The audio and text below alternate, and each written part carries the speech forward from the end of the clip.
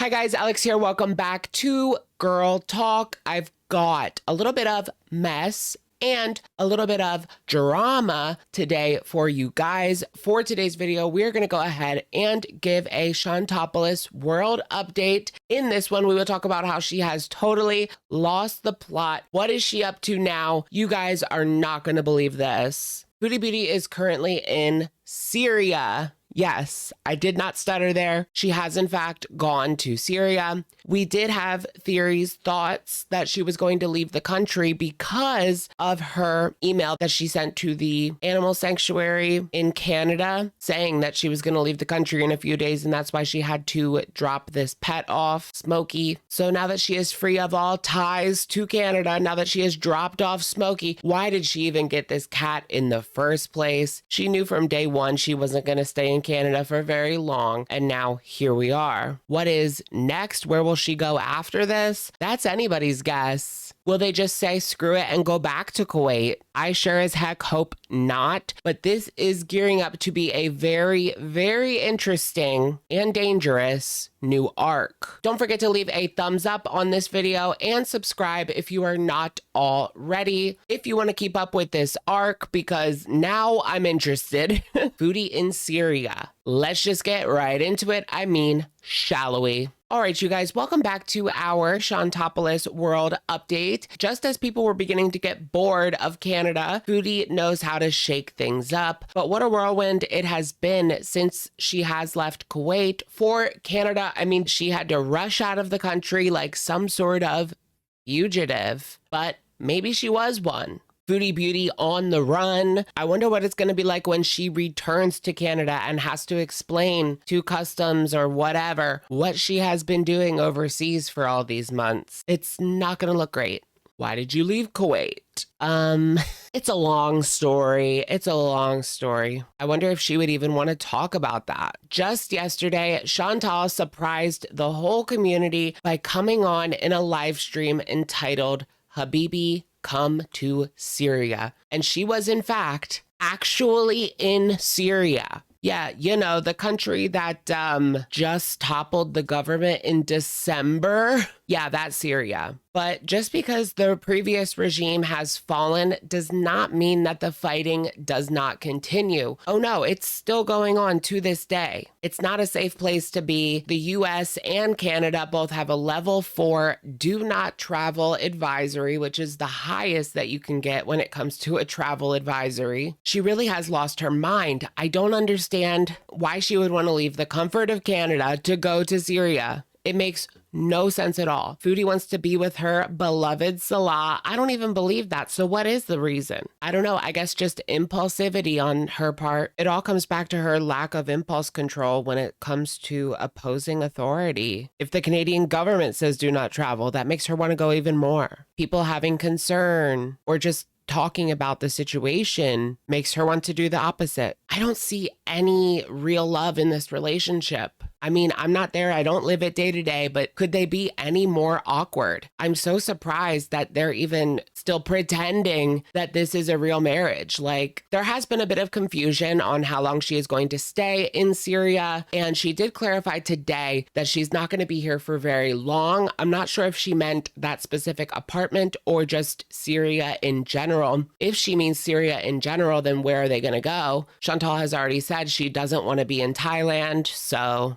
their options are rather limited. The reason they are in Syria in the first place is because Salah is technically a Syrian citizen. Even though he was born and raised in Kuwait, because of his parents, he will never be a citizen of Kuwait. She keeps bringing up travel YouTubers. I think she brought this up like 3 or 4 times, that if you go on YouTube and look up, you guys know those travel YouTubers that go to maybe unorthodox places for Westerners. There's been a lot of videos of people going to North Korea. She says there's a lot of videos of people going to Syria recently. But you know what she didn't mention when it comes to these people? They never, and I mean never, post their video, their travel vlog in Syria.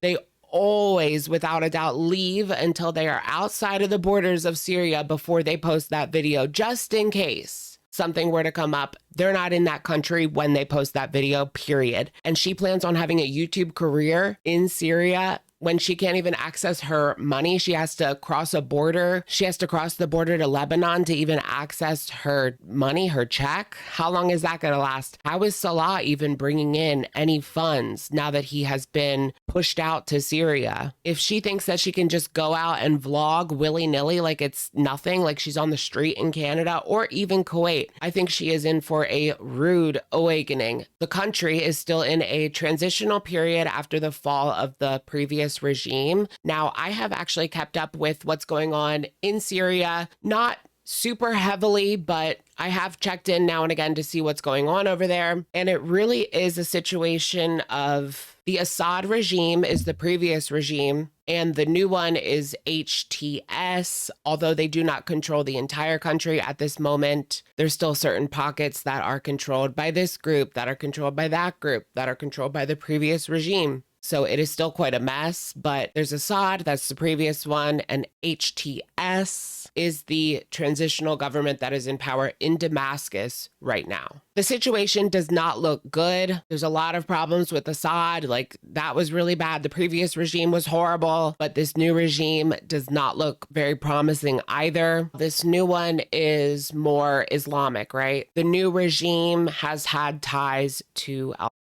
So you see what I'm saying. It was never good, and this doesn't look good either. Chantal claims that it is a lot safer than it was. Is it really though, girl? Is it for someone like you? She really does have a huge target on her back for kidnapping, for theft. I mean, I don't know about because that's a tough job. That might be her saving grace right there. Like, how are they going to do that? She keeps saying this: I've been spoiled. If I have to rough it, oh well. She said that a couple of times. She has referred to this situation as her roughing it with no air conditioning in this place that is supposedly $200 a month. Is that how long they are staying? A month. Because just today she said that they weren't going to stay very long. There was just a situation with a church in June causing 25 casualties. Over 60 were injured. And the civil war fighting continues. Despite what Chantal says, it continues. And for her to be driving around to different areas is probably the worst thing that she can do. As far as what I have seen, her staying in the city is probably her safest bet, although it's not great. There is no Canadian embassy in Syria. They actually left because it was too unsafe for even them. Salah claims that there is one. There was one once upon a time, but it suspended operations in 2012, and her only bet is to go to Beirut, Lebanon. And they have been instructed to handle affairs for Canadians in Syria. But of course, the Canadian government has advised against all travel since 2011. They left. They got out of there. There is no fast food there. There's only local food. She won't last a month, guys. Like, let's be real here. I will be surprised if she makes it over the 14-day mark. But what are they thinking? What is Salah thinking in this whole situation? Because he's sitting there laughing with her, being all giddy. That's why she went over there, to meet up with her man, because he couldn't go back to Canada with her. Did Chantal ruin his life? He had big dreams to eventually move to Canada. We all know this. Chantal completely ruined his life. Now he's in Syria. He went from Kuwait to Syria. I would honestly feel bad for the dude if it wasn't for all the sick things that he said when he was cheating on her. They don't have access to electricity all the time. They don't have access to water all the time. All of the comforts that she had in Canada and Kuwait. Let's be real here. She was fine in Kuwait because she had everything she needed. Fast food, running water, aircon. She was fine.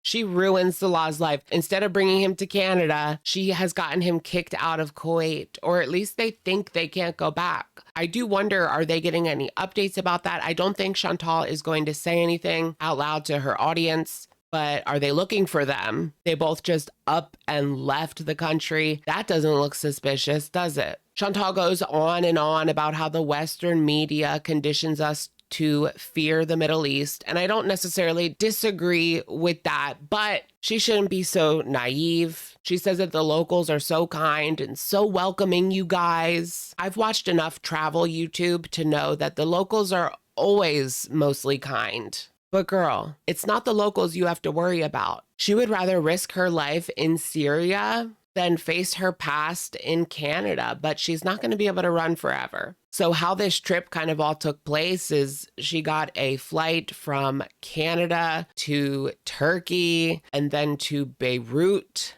Lebanon. And then from Lebanon, she drove across the border into Syria. Salah contacted some sort of taxi service that drove her from Lebanon to Syria and helped her out with getting over the border, language barrier, things like that. We all know that there's a lot of tension and fighting going on in that region right now. She does say that it's not as hot as Kuwait. Girl, what? And get this, you guys. They say that every 5 hours, you get 1 hour of electricity. Every 5 hours, you get 1 hour. What? Chantal is going to deal with that. She claims that they have some way around that. In her live stream yesterday, she says that they have solar power, but in today's live stream, she says that they don't have solar power. They have something else, but she doesn't know what it is. So hopefully her CPAP works, fingers crossed. She does even mention that specifically, if it stops working, it stops working. She doesn't seem very worried about it at all. In fact, she seems super happy to be there, and it's strange. It hasn't settled in yet what she's actually dealing with. They're both acting as if the fighting is over and they're moving on with this transitional government. But that is not entirely true. There continues to be fighting in Syria between the many groups that are vying for power. These two are both so unbelievably ignorant. Salah calls the healthcare in Syria the best in the world. I mean, all it takes is one Google search to see that they are seriously struggling when it comes to basic healthcare right now. So if Chantal had any sort of health scare, where is she even going to go? And how is that? I mean, they do have hospitals, right? Like, it's not like they don't have hospitals, but they're definitely struggling when it comes to resources, doctors, medicine, anything really. I just get the feeling that Chantal is not going to be first priority either, girl. Like she's used to. It's all about me, me, me, me, me, me. Chantal says that it is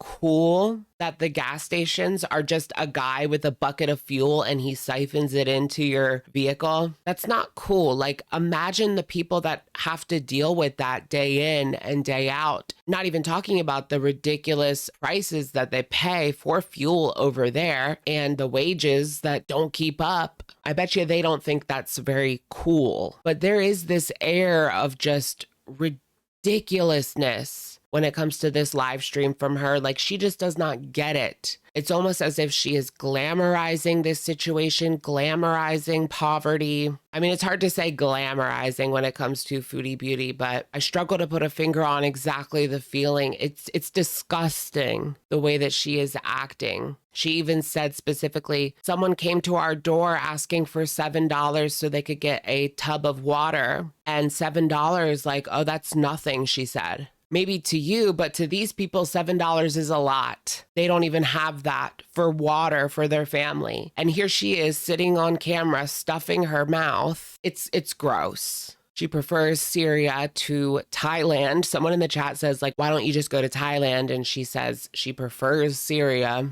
even though she would be so much safer in Thailand. She prefers the Middle East, is what she said specifically. But this has to be the most dangerous, impulsive decision she has ever made, really. And she is not getting it at. She thinks that it is all fun and games. The military dudes with big pew-pews at certain checkpoints and walking around the city. She says that they're there to protect you, not oppress you. What does she know about it? All of this made me think about the cow tippers calling her landlord or trying to get her kicked out of a store. And it's like, anything that you do to Chantal to try to make her more miserable, it does not even compare to the things that she does to herself, because look where she is now. She has never known actual struggle. That is why she refers to this situation as her roughing it, as if she has gone camping for the weekend. It really shows just how ignorant she is. I don't even know what she would do or who she would call if something happened. There is no formal police there. There is a community-led enforcement, but it's facing issues with resources. She would have no idea what to do or what number to call. But she's tough. She can handle this. She says that nobody could do the journey that she did. Girl, we could all do it, but we don't want to. She does admit for once that it is, quote, kind of lawless. As she is sitting there talking about everything, talking to her audience who are obviously pretty worried for her well-being in this situation, she continues to say, like, it's completely different than her expectations or the average Westerner's expectations. And she slips up. She almost says something racist. She says, before coming here, I thought everyone was ... And then she catches herself. But we all know what she was about to say. Even Salah himself has a bet that she won't last a week, but she had to go over there and make sure that he was on his best behavior. Wouldn't want Salah finding some other woman. I think that's like all it is at this point, is her keeping Salah on a leash. Why doesn't she just find a man in Canada? Like, the facade already busted a year and a half ago during Poogate. I'm surprised that Salah hasn't been taken away by someone in the community. I mean, you know how people like to be. When Chantal was with Natter, there was so many random women coming out of the woodwork, believe it or not, to try to tempt him away from Chantal. There was this one girl that went all around the community, viral in the community, who posted all of these videos, sweet talking Natter. It was so gross. Of course, Dee Dee was a Foodie Beauty viewer and got him. She got her prize. I'm surprised that no one has come forward and tried to tempt Salah to get him away from Chantal. Did I mention Julia's there? Yeah, Julia is actually there in the apartment that they're staying in Syria. Poor cat. Today, Chantal did 2 pieces of content. One was a video review of her staying at the Yotel in Istanbul airport in Turkey while she was making her way over to Syria. She said that it was pricey, but over here in the States, the Yotel is one of the cheapest hotels in Manhattan and DC. At least when I've looked. That video wasn't much to write home about, but they did go live today. Her and Salah, they were in a new car. They were in a Hyundai, so rip Cherry Tiggo. I'm not sure exactly what they were doing. I don't think Chantal wanted to say exactly where they were going, but they are leaving the city and heading south, I believe, leaving Damascus. The last thing that they should do, really, is leave Damascus. She's going to be filming a vlog at this place that they're going to. Some people yesterday did not think that she was even there in Syria, but here we got some proof. Unless she is pulling some elaborate ruse where she has footage of someone driving in Syria, she's in Syria. People over on the farms were able to locate the exact highway that she was on, and it is indeed in Syria. So all things point to her actually being there, guys. Yesterday, a lot of people did not believe her because it just seemed so out of this world, and she was just sitting on a couch with a nondescript background. She really could have been anywhere. She admits that they don't have solar power and won't invest in it because they aren't staying long. Someone in the side chat says, "You must really love your man a lot." And she says, "Yeah, obviously." And then the internet cuts out and she's done. We haven't heard from her since. Obviously, there has been so much concern regarding this situation. I've even seen people questioning the motives of Salah. Like, is he trying to set her up? What if he was trying to set her up as some sort of revenge for ruining his life? I mean, before she came along, he was doing fine in Kuwait. Yeah, he had a really small apartment, but it was his own place and he was safe. So even though he had dreams of leaving and going to Canada, he was safe, and that's the most important part. Now, he's in Syria. Anything could happen. Who knows about their status in Kuwait, if they're looking for them? That's pretty crazy to think about. I don't know if we'll ever get an update in regards to that. Maybe it was all just thrown out and they'll go back next week. Part of me thinks that's what's going to happen, that all of this is just going to go away in Kuwait and she's going to go right back to Kuwait, and this whole situation will just be like a quick little visa run. But I hope not, because Kuwait was just so boring. Chantal does say that they've gone through multiple checkpoints with guys in military garb and, of course, huge pew-pews. I'm sure a lot of you guys have seen clips on YouTube of people going through these kind of checkpoints. So scary. Never, never. Chantal just laughs. She thinks it's all like funny. She says they waved them forward because she was in the car. If there's a female in the car, they don't care. She says she is so nonchalant about this situation. Doesn't seem to care at all. Does she care? Has she just gotten to that point? Is this like her midlife crisis? Going to Syria. Where is she going to end up after this? Are they going to be staying in Syria? That's a really big question that I have. Apparently, they're not going to stay in this place. It's a small bachelor pad that was just for Salah. He didn't even think that she would make it to Syria. Neither did we, girl. Neither did we. But here she is. I'm surprised that she's even on YouTube in the first place because I've read things online saying that the internet is heavily monitored, heavily censored, but she's able to just freely use YouTube. How long is that going to last? And are people going to try to meddle in this situation? It seems wherever Chantal goes, Kuwait, Canada, Thailand, because remember, someone contacted her hotel in Thailand. Wherever she goes, there are people trying to meddle in her affairs. But at this point, that could become very dangerous. Could you imagine how would they deal with that situation over in Syria? This has got to be the most ridiculous thing she has ever done. But I'm excited to see what happens. That's going to be it for today's video. Let me know what you guys think in the comments down below, and I will, of course, catch you in the next one, if there is one. Girl, bye, guys.